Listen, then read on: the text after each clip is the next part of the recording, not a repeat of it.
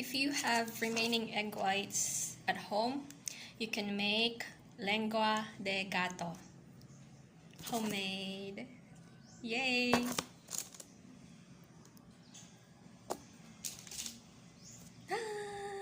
No need to go to Baguio. Could just make it at home. Taste test! This one is toasted, little bit, and this one is okay. Both of them are okay.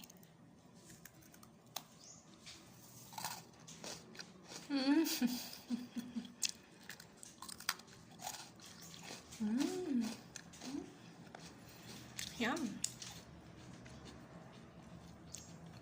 Crunchy.